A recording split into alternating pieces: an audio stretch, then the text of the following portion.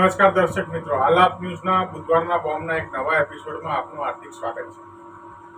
આજે આપણે વાત કરવાના છે એક્સપ્રેસ હાઈવે નંબર 4, જેનું હાલમાં જ વડાપ્રધાન શ્રીએ ઉદ્ઘાટન કર્યું છે। એમાં માતરથી પાદરા વચ્ચેના ભાગના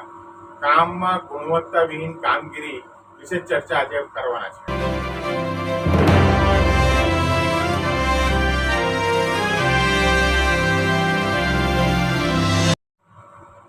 દર્શક મિત્રો, મારી પાછળ જે દ્રશ્યો આપ નિહાળી રહ્યા છે એ દ્રશ્યો છે એક્સપ્રેસ હાઈવે નંબર 4, જે માતરથી પાદરા વચ્ચેનો છે। આ રસ્તાઓ આપ નિહાળી રહ્યા છો। આ રસ્તા ઉપર કાળા ડિબાંગ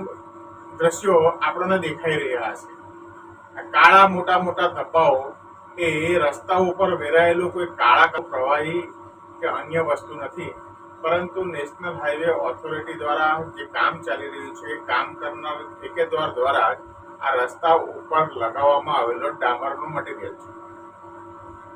દર્શક મિત્રો, ફેબ્રુઆરી માસમાં જ વડાપ્રધાનશ્રીએ વર્ચ્યુઅલી આ રોડનું ઉદ્ઘાટન કર્યું છે અને મુંબઈથી દિલ્હી વચ્ચેનો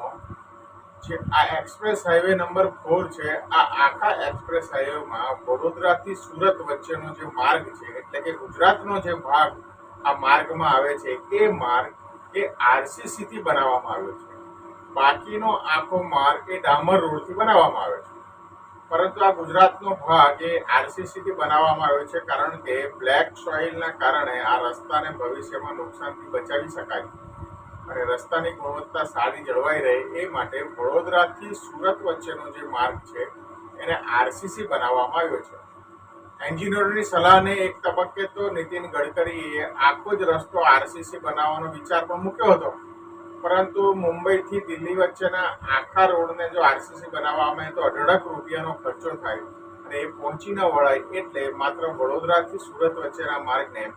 માટીના કારણે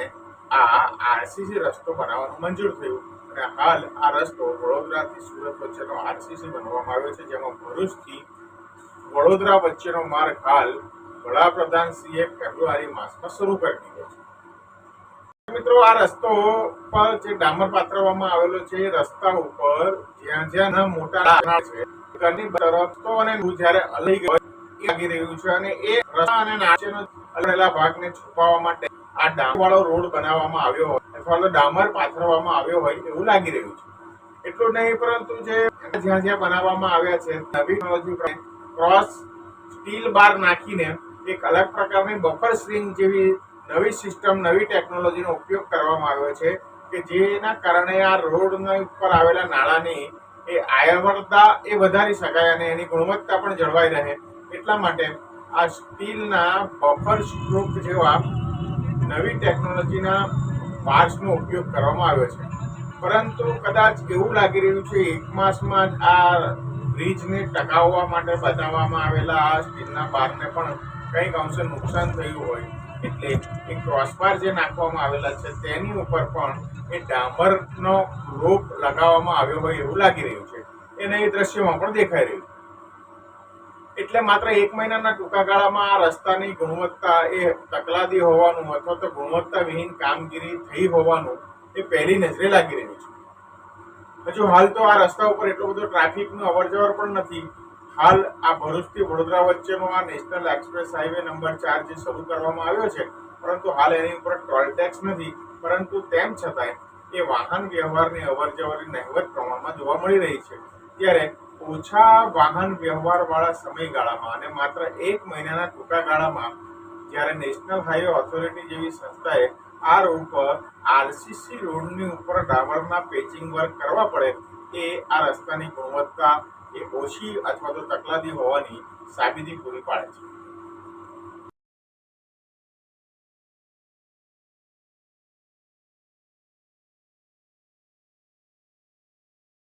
દર્શક મિત્રો, જ્યારે આપણે એક્સપ્રેસ હાઈવે ઉપરથી પસાર થતા હોય ત્યારે સ્પીડની તો મજા હોય જ છે, પરંતુ સાથે સાથે એક્સપ્રેસ હાઈવેની સપાટી પણ એટલી બધી જોરદાર હોય છે કે વાહન એક ધારું ચાલે છે અને વાહનમાં બેઠા બેઠા આપણે કોઈ લિક્વિડ પી શકીએ, પ્રવાહી પી શકીએ અને તો એ પણ નહીં, એટલી સુંદર સરફેસ આ એક્સપ્રેસ હાઈવેની હોય છે અને એના જ કારણે ટોલ ટેક્સ ચૂકવીને પણ લોકો આ એક્સપ્રેસ હાઈવે પર મુસાફરી કરવાનું એ પસંદ કરતા હોય છે અને એટલા જ માટે આ એક્સપ્રેસ હાઈવેની પસંદગી દિવસે દિવસે વાહન ચાલકોમાં વધી રહી છે। ભરૂચ વડોદરા વચ્ચે બનેલા આ માર્ગમાં માતરથી પાદરા સુધીના 30 કિલોમીટરના રસ્તામાં આ રસ્તાની સરફેસ એ પ્રકારની બનાવવામાં આવી છે કે જ્યારે તમે વાહન ચલાવીને આ રસ્તેથી પસાર થાઓ છો ત્યારે જાણે તમે રાજસ્થાનના રણમાં એ ઊંટ પર સવારી કરતા હોય એવી હાલક ડોલક સ્થિતિ એ દેખાય છે અને તમને ઊંટની સવારીનો આનંદ આ એક્સપ્રેસ હાઈવે નંબર 4 ઉપર જોવા મળે છે અને એ સાબિત કરે છે કે રસ્તાની સરફેસ એક સપાટ પરિસ્થિતિમાં લાવવા માટેના ઇજારદારના કામમાં કંઈક વેટ ઉતારવામાં આવી હોય એવું લાગી રહ્યું છે.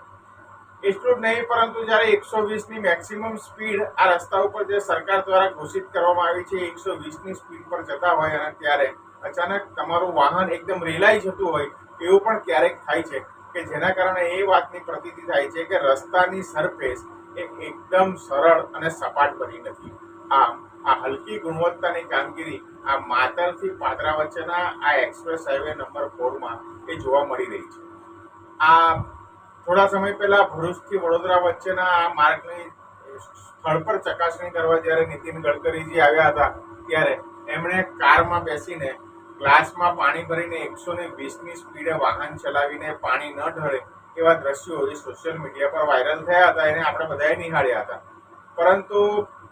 હાલ તો માતરથી પાદરા વચ્ચેનો જે રસ્તો છે એમાં 120ની સ્પીડે પ્રવાહી તો શું, પરંતુ ગાડીમાં બેઠેલું નાનકડું ભૂલકું પણ સીટ પરથી એ નીચે ગબડી પડે એ પ્રકારની પરિસ્થિતિ જોવા મળી રહી છે. આમ એક્સપ્રેસ હાઈવેની જે કામગીરી છે એ કામગીરીથી તદ્દન વિપરીત પ્રકારની કામગીરી આ માતર પાદરા વચ્ચેના એક્સપ્રેસ હાઈવે નંબર 4 પર જોવા મળી રહી છે.